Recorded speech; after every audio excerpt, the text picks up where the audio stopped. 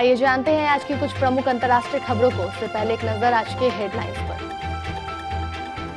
विमान और helicopter LAC पर मंडरा रहे, भारत ने निगरानी के लिए एयर डिफेंस मिसाइल सिस्टम किया तैनात। कश्मीर में आईजी बोले, पुलवामा जिले में 1989 से आतंकी एक्टिव थे। 31 साल में पहली बार यहां कोई दहशतगर्द जिंदा नहीं बचा। गुरुग्राम ग्रेटर नोएडा होते हुए टिड्डी दल ने किया यूपी के बुलंदशहर का रुख। राजस्थान से बाबा रामदेव को दूसरा झटका, जयपुर में धोखाधड़ी का मुकदमा दर्ज। कोरोना के बीच पाकिस्तान द्वारा करतारपुर गलियारा खोलने के प्रस्ताव पर भारत ने कही यह बात। टैंक फाइटर जेट्स के बाद अब भारत ने एलएसी पर तैनात किया मिसाइल डिफेंस सिस्टम। पीएम ओली के घर हुई नेपाल कम्युनिस्ट पार्टी की उच्च स्तरीय बैठक, गायब रहे प्रधानमंत्री। नितिन गडकरी ने कहा, हम विस्तारवादी नहीं, कभी आतंकवाद का समर्थन नहीं किया। सुशांत सिंह राजपूत और रिया चक्रवर्ती की शादी को लेकर दोस्त संदीप ने दिया यह बयान। और पाक के 20 खिलाड़ी रविवार को इंग्लैंड रवाना होंगे। 10 में से 6 कोरोना टेस्ट में पाए गए नेगेटिव।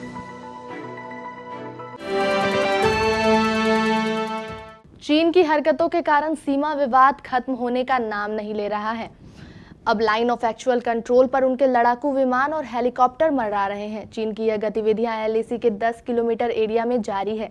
ऐसे में भारत ने अब पीपुल्स लिबरेशन आर्मी को उसी भाषा में जवाब देने की तैयारी कर ली है। सैन्य सूत्रों ने बताया कि एलएसी पर चीन के लड़ाकू विमान और हेलीकॉप्टर पर नजर रखने के लिए सेना ने पूर्वी लद्दाख में Akash advance air defence missile system तैयार कर दिया है। इससे भारत सेना आसानी से चीन की हरकतों पर नजर रख सकती है।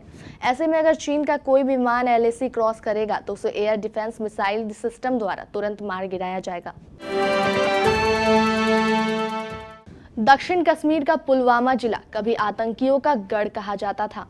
यहाँ के त्राल में आतंकी कमांडर बुरहान वानी और जाकिर मूसा जैसे दहशतगर्द पैदा हुए। दोनों पहले ही सुरक्षा बलों के हाथों मारे जा चुके हैं। शुक्रवार को त्राल के चेवा उल्लार इलाके में 3 आतंकी ढेर हो गए। कश्मीर जोन के आईजी विजय कुमार ने बताया कि 1989 में त्राल के आतंकी सक्रिय थे, लेकिन अब यहाँ हिजबुल मुजाहिदीन या किसी दूसरे संगठन का कोई आतंकी मौजूद नहीं है। सभी मारे जा चुके हैं। ऐसा 31 साल में पहली बार हुआ। गुरुग्राम, फरीदाबाद और ग्रेटर नोएडा के रास्ते टिड्डी दल ने बुलंदशहर की ओर रुख कर लिया है। वहीं दिल्ली सरकार का कहना है कि टिड्डियों का दल दिल्ली क्षेत्र में नहीं पहुंचा है, गुरुग्राम के ही आसपास है। एक टीम दिल्ली के ग्रामीण इलाकों में हालात का जायजा लेने भेजी गई है। टिड्डियों से बचाव के लिए पहले ही के दिशा निर्देश जारी किए जा चुके हैं। किसानों को अलर्ट किया जा चुका है। गुरुग्राम द्वारका एक्सप्रेसवे के साथ साथ हवाई अड्डे के पास के इलाकों में टिड्डियों की मौजूदगी को देखते हुए दिल्ली एयर ट्रैफिक कंट्रोल ने सभी एयरलाइंसों के पायलटों को लैंडिंग के दौरान आवश्यक सावधानी बरतने के लिए कहा गया है।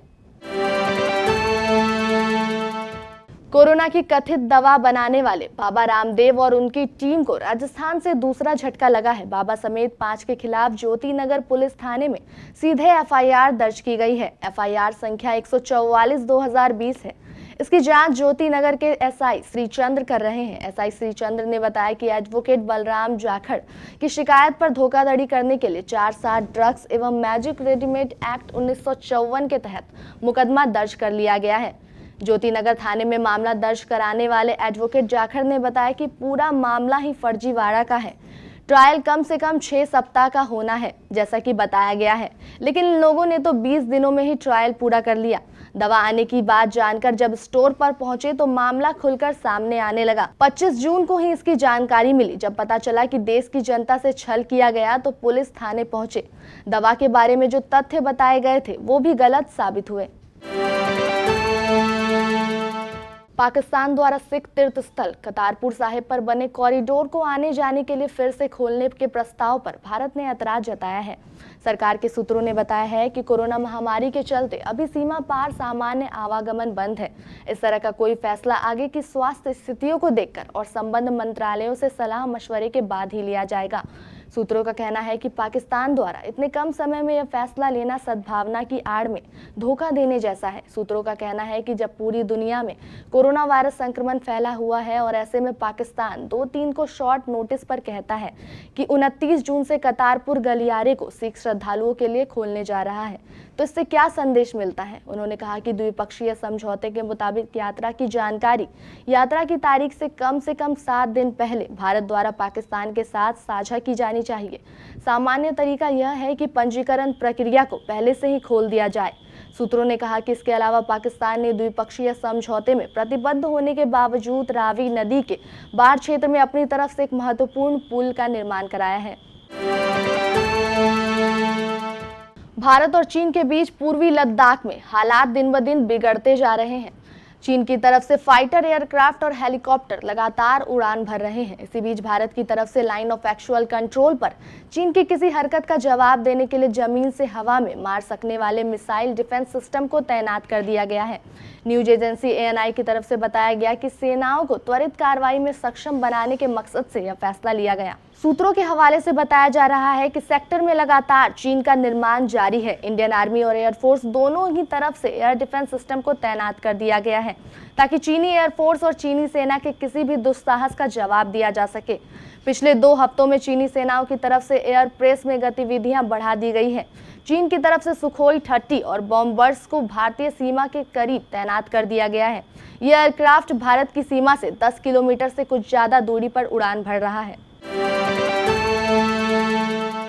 नेपाल के प्रधानमंत्री KP ओली शर्मा ने नेपाल कम्युनिस्ट पार्टी में अपनी स्थिति को मजबूत करने के लिए देश के नए राजनीतिक मानचित्र को मंजूरी दिलाई, जिसमें भारत को अपना क्षेत्र बताया है।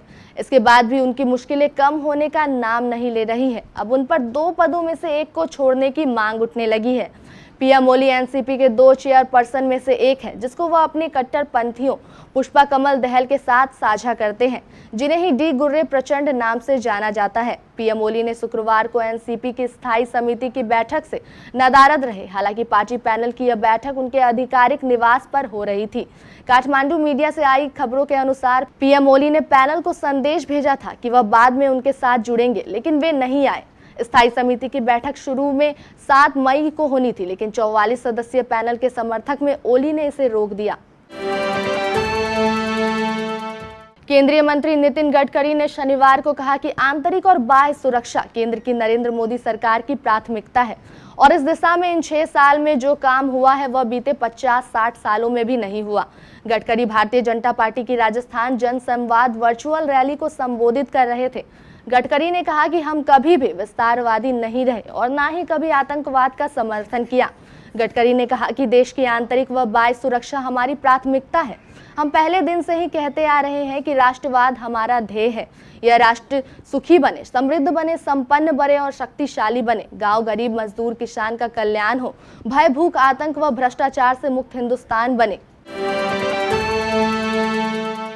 सुशांत सिंह राजपूत के निधन से सभी को बड़ा झटका लगा है।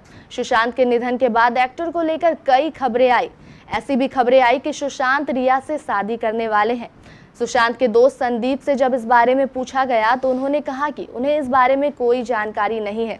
स्पॉट बॉय से बात करते हुए संदीप ने कहा कि सुशांत हमेशा मैसेज और कॉल के जरिए दूसरे से जुड़े रहते थे। मुझे नहीं लगता कि कोई भी जब ऐसा कुछ करने के बारे में सोचता है तो वह किसी को इस बारे में बात करता है। सुशांत और रिया की शादी को लेकर संदीप ने आगे कहा कि मैं तो ऐसी किसी शादी में इन्वाइटेड नहीं था।